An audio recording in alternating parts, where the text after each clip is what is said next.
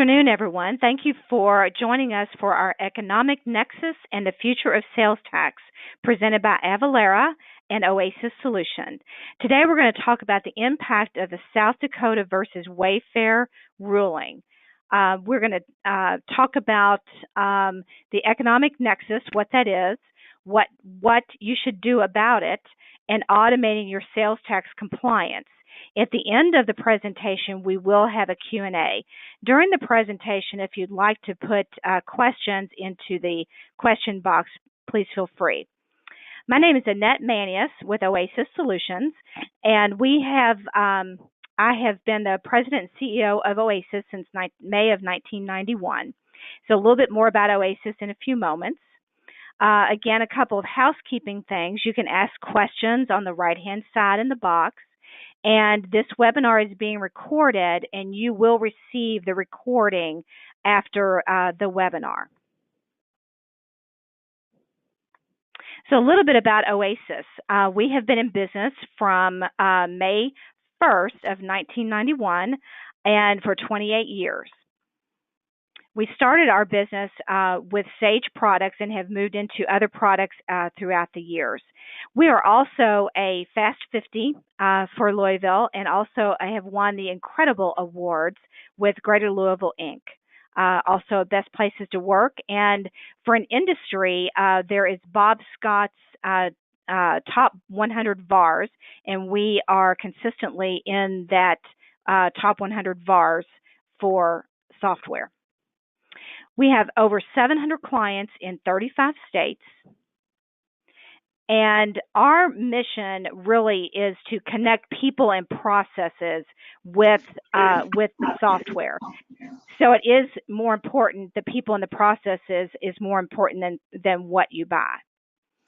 On our staff, we have CPAs, MBAs, CEOs, controllers, and on our team. And why that's important to our customers is we not only know software, we also understand business and how it feels to be on your side of the desk.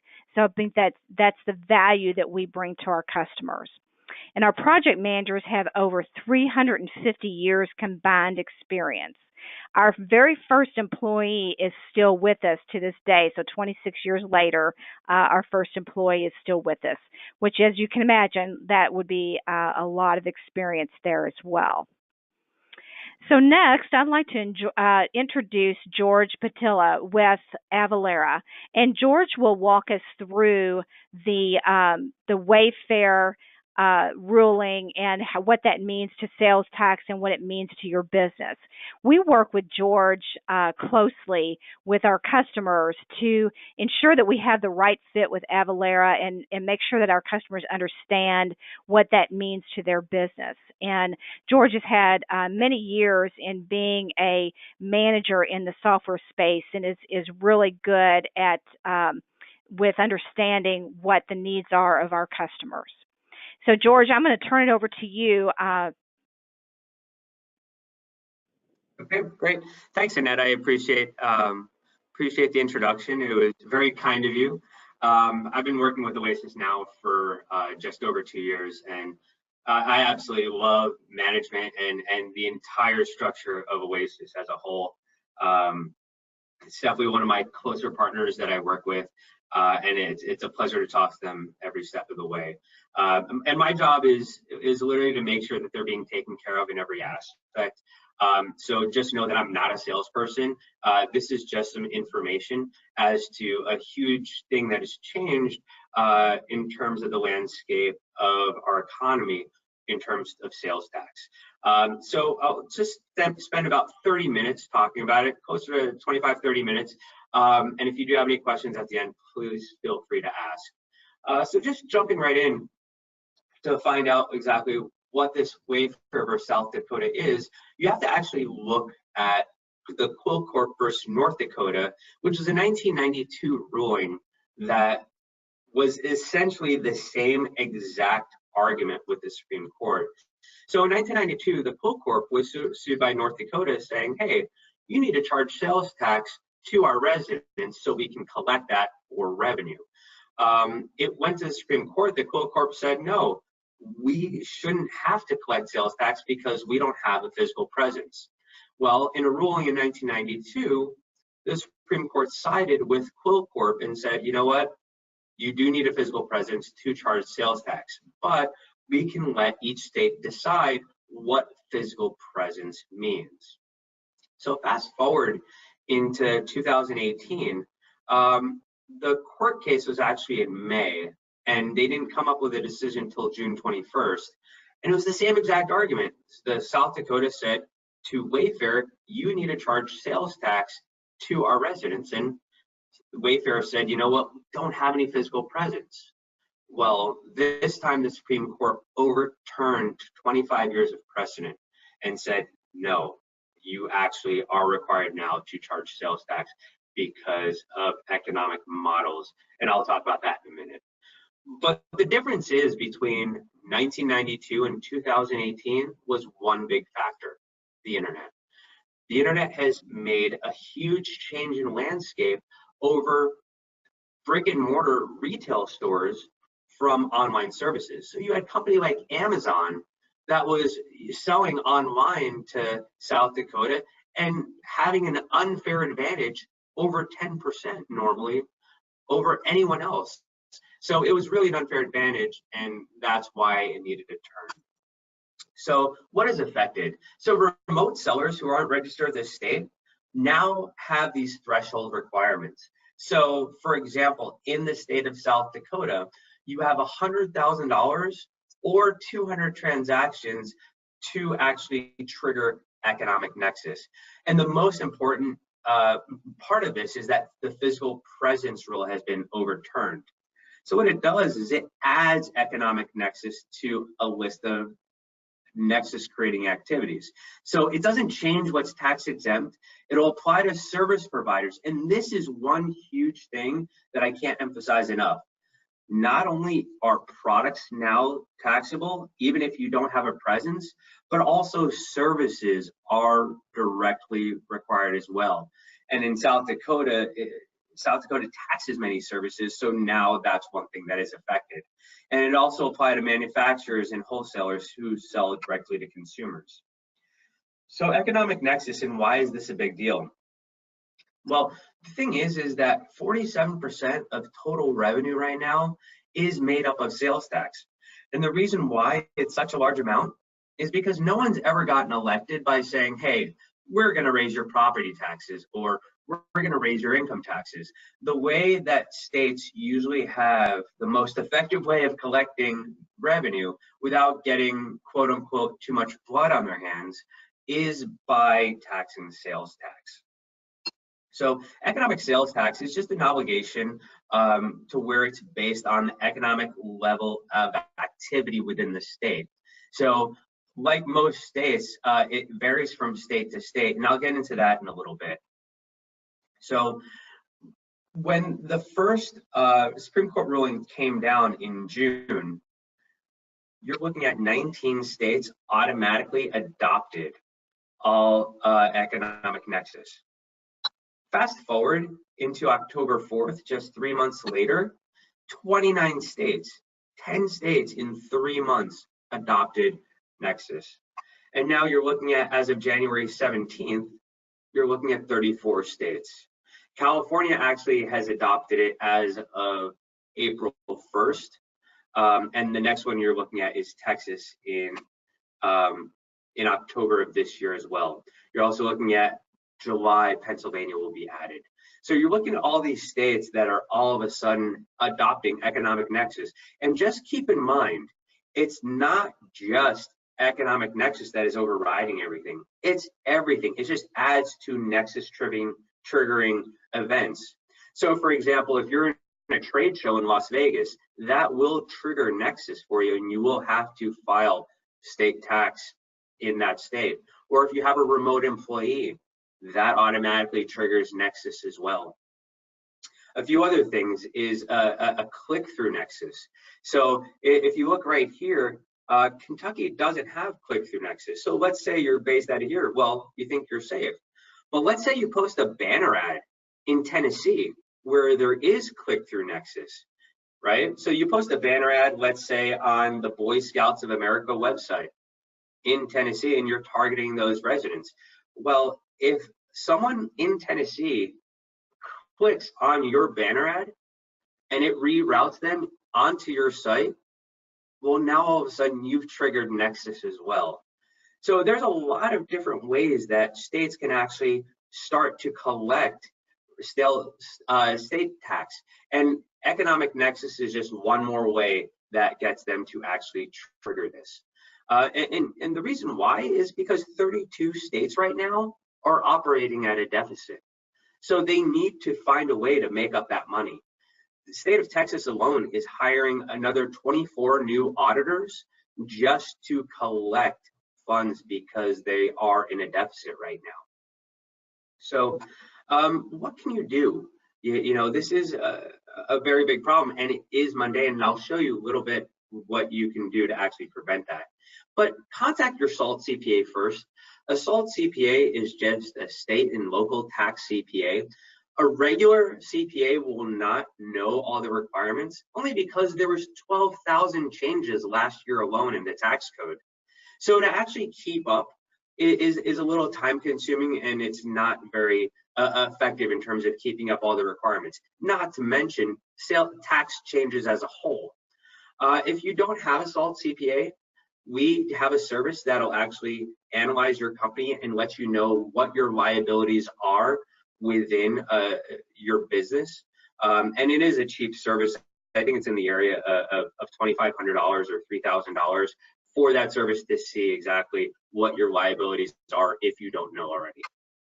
So also resources that you have, we have a frequently asked question guide for the wafer over South Dakota, but we also have this economic nexus guide that is really effective, and it talks about all the different changes that you do see within a state. And then we also have videos and blogs as well. So automating sales tax compliance, you know, 17% of organizations are more likely to have real-time up-to-date tax changes. And the reason why is because there were 12,000 changes last year alone. And then they also have automated workflows. So they're 3.3 times as likely to have automated workflows for tax preparation. And the reason is because it's a non-revenue generating activity. You know, your controllers, for example, let's say they work on state sales tax. They can work on something a little more effective as trying to figure out, you know, the feasibility of bringing a product to market in a certain demographic, or streamlining your accounts receivable or accounts payable department. That's a revenue generating activity that could be better use of their time as opposed to calculating rates. So, and I'll show you exactly how rates are just confusing and is not the best use of your time. But tax calculations are just the beginning of it. You also have that nexus. You have product taxability, what is taxable and what is not. You know, jurisdiction assignments, you know, redistricting or gerrymandering, depending on which side of the fence you're on, changes the rates of a certain city depending on the election cycle. Exemption certificates, let's say you don't have to manage, you don't have to charge sales tax. Well, you'll still need to manage those exemption certificates. So in states like Florida, December 31st of every year, those exemption certificates expire. So even if you applied November 1st for an exemption certificate, January 1st, you have to file for another one. Whereas in a state like Ohio, they are on a calendar year, so it lasts 12 months from when you apply. Then audit readiness. If you are going to be audited, are you going to be ready to have all this paperwork at hand?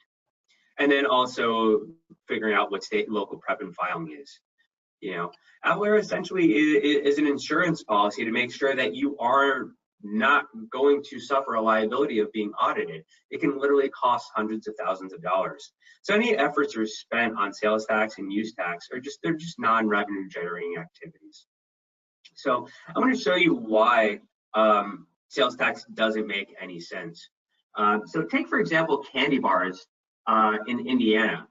Well, if you have a Hershey bar in the state of Indiana, you think, okay, it's a candy, so it's taxable. But if you buy a cookies and cream Hershey bar or a Nestle or a Kit Kat or a Twix, those are exempt. Do you know why? Well, because there's wheat flour in the state, in those candies. And in the state of Indiana, wheat is a subsidized item by that state, in which case it's considered a food, which is non-taxable. A bagel in New York, if you take a bagel, well, it's considered a food, so it's tax-free. However, if you slice that bagel in half, all of a sudden it's taxable. Why, do you ask? Because there's a service, it's preparation, food preparation, and food prep is taxable in the state of New York. Donuts in Texas, I really don't understand this one. I think it was created for our police officers, and I love police officers, and I miss my calling as a cop because I love donuts. But if you buy 5 donuts or less in the state of Texas, it's taxable. But if you buy 6 donuts or more, it's tax-free. There's no explanation as to why that's the case. It's just the law. But it's also with services is also affected. So snow removal in the Midwest, well, it's exempt in Illinois, but taxable in Ohio. Takeout in Colorado, the straws and cups are taxable, but the straws and the cup lids are taxable, but the cups are exempt. And then tree trimming in California. Well, if you're tree trimming in California, the labor is exempt, but if you use lights, that's taxable. You know, and it's not also limited to just products or services. Also, software is taxed 450 different ways across 45 categories. It's incredible to be able to like manage all this in an effective manner. You know, but let's say you're going to try to do this in an effective manner. Well, you're going to say, you know what, zip codes are the way to go. I'm going to show you why that's not correct. You know, so jurisdiction assignments, let's take Greenwood Village, Colorado. You'll get 80111. You know, you think, okay, I'm going to figure out what the rates are for that location, right? Well, if you did that, you'd be incorrect, because there's 4 different districts that are in Greenwood Village that affect certain tax rates. So you have this area right here, you have this orange section, but you have this section right here, but it's all one zip code. And the problem is because of redistricting or gerrymandering has redrawn congressional districts, and because of that, you have different taxes that are associated with those certain districts. So whether it's a Colorado state tax or a Centennial City tax or the Englewood City tax, this is all one zip code, and you're looking at 2 different cities and 2 different three cities and 2 different counties that you would have otherwise missed had you just used the zip code. So, and then it doesn't even just get limited to that. Let's say you say, you know what, I'm going to figure out the rates on my own. I'm going to figure out the taxable items. Let me do the tax returns also on my own. Well, we have someone that has been doing this for the last 30 years. She's a CPA, and she works for Avalara. The California state tax return alone took 2 hours to do. And I'm going to show you why it's time consuming. So here's the forms, page 1, page 2, page 3. Now, if you'll notice, not only do you have to figure out the county, but you also have to go down to the city. And as I showed you before, each city has a different tax rate. So you have to break down to the city level. So how much time would it take for you to calculate different rates for every single city? Is this the best use of your time? This is a non-revenue generating activity. You know, and at the end of the day, you know, for you, calculating sales tax rates are a thankless job. If you get it right, you're not going to get a congratulations. You're not going to get a pat on the back. And I mean, I wish you would, but chances are you're not going to get a raise either for just doing your job. So if you do it well, all it is you're just doing your job. But if you do it wrong, or if you miscalculate a rate, all of a sudden there's hundreds of thousands of dollars in liability that you can have from getting audited. And no auditor is going to say, hey, we're going to let you go with a warning. That's how they make their money. So Avalara is the only sales tax suite that encompasses all aspects of your sales taxes, whether it's calculating the taxes on your own. We do 7 billion transactions. We also manage your exempt certificates. So let's say you don't have, you don't need to charge sales tax. Well, our exempt certificate management system will actually manage that for you, and it'll automate that process. Whether it's collecting exemption certificates for your customers, so you don't have to keep on asking them for an updated one, or we'll also manage it on your own in terms of renewing those in different states. And then also managing returns to where we'll automate that process for you. We did $28.9 billion in tax remittance this past year. And we also managed 18 million exemption certificates. So we're accurate. We're the only company that actually guarantees our rates. We're efficient. We're born and managed in the cloud. And the thing is, we are a software company that does taxes, not a tax company that does software. And the distinction is that we focus on our software to where we're a seamless solution. We have over 600 integrations into ERPs, POSs, e-commerce, billing and CRM systems. So whatever system you're using, chances are we have a solution that'll connect seamlessly to that. And here are some of our labels that we work with. And I dare say that you've probably worked with or bought from one of these companies at one point, whether it's 3M, and using, a Post-it note, or whether you have some Adidas, or whether you go on Amazon. It's not on here, but we do all the back taxes for Amazon as a whole. And then also NetSuite is one of our customers. And let's say you go to Dick's Sporting Goods, we do handle all the taxes, sales tax for them as well. So that's all I have. I just try to keep it high level to make sure that you're not bombarded with something as boring as sales tax, but it's a necessary evil. It's something that really has changed over the course of even the last year, since May of last year, and it's really changing the landscape of how companies are working. And it's a question of when you get audited, are you going to be prepared? A lot of this is just to make sure that Avalara will prevent you from calculating rates incorrectly, and it offers peace of mind. So consider it essentially an insurance policy. And I'll leave you with this. At the end of the day, you have companies that outsourced their payroll 30 years ago. Now try to find a company that outsources any payroll. You won't. Why? Because it's a non-revenue generating activity. Let us do this for you, so your company can do something that's a little better use of their time that does make a profit. It's a non-revenue generating activity. So I thank you for your time. I welcome any and all questions. Again, I'm not a salesperson, so if I don't know the answer to something, I'd be more than happy to point you in the direction of someone who does. So thanks again. Thank you, George. Falana, are there any questions? Hi there. It looks like there's one. What is the cost? Okay, so the cost, we really specifically curtail our solution to each company individually. We don't have canned software, it's fully customizable. So depending on what your needs are, I've seen it as low as, $2,500.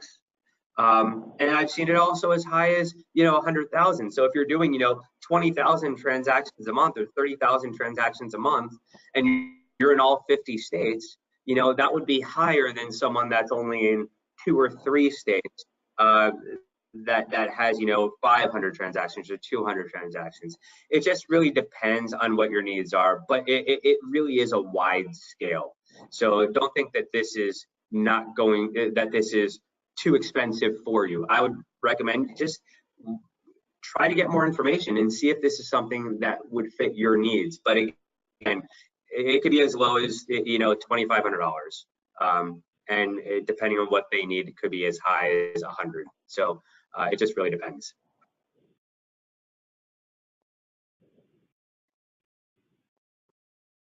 Okay, great. Anything else, Falana?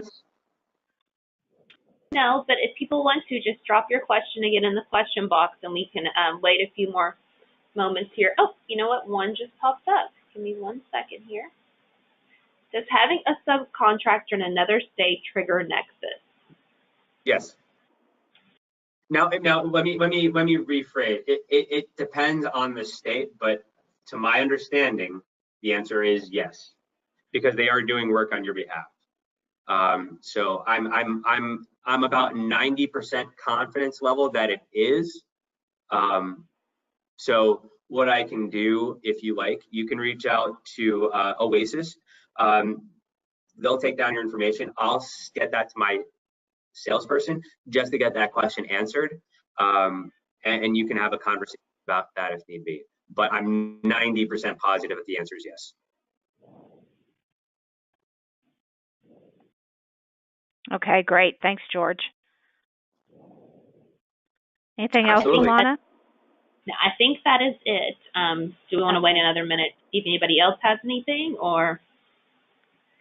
I think we should just give everybody some time back in their day. And if you have additional questions, please reach out to us and we can get those questions answered. If you'd like to take a look at the software in more detail, just let us know. So thank you for coming today. We appreciate it. And again, we will be sending out the webinar recording to everyone. See you on the next recording. Thanks.